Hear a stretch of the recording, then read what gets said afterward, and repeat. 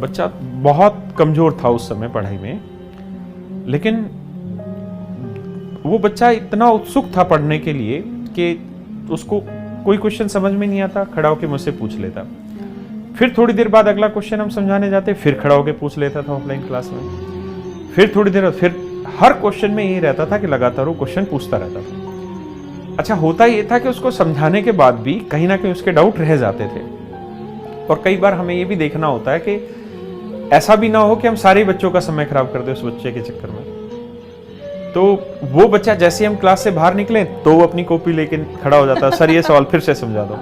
Class में जाए फिर वही चीज़। तो एक बार बड़ा मैं इरिटेट हुआ और मुझे बड़ा बुरा लगा, यार ये तो पागल कर देगा मुझे, क्योंकि हमें और भी तो बच्चों को पढ़ाना है। तो मैंने उसको एक दिन गुस्से में ऐसे ही कह दिया कि अब तेरा सिलेक्शन नहीं होना, तेरा एंटीना उड़ा हुआ ऊपर का, तू रहने दे। आप विश्वास मानना, मैं घर जाके उस बात पे मुझे बड़ा दुख हुआ कि यार ये बच्चा पढ़ाई छोड़ देगा और ये कल मिलेगा नहीं। लेकिन वो बच्चा कल फिर मिला अगली क्लास में, फिर उसका बिहेवियर यही रहा और लगातार मैं इरिटेट होता रहा।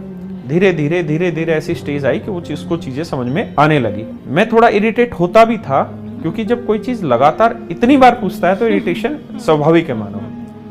उसको लगातार ये चीज़ें रही, लेकिन उसने कभी बुरा नहीं माना चीज़ को और कंटिन्यू रहा पढ़ाई में। एक दिन मुझे जब पता चला कि उसका सिलेक्शन हो गया और वो एक्साइज इंस्पेक्टर है इस समय, शायद आंध्र प्रदेश में है इस समय, उस दिन वो बच्चा मेरे पास आया और मेरे गले लग के रोने लग गया कि सर बस आप मेरे लिए भगवान हो और ये सब।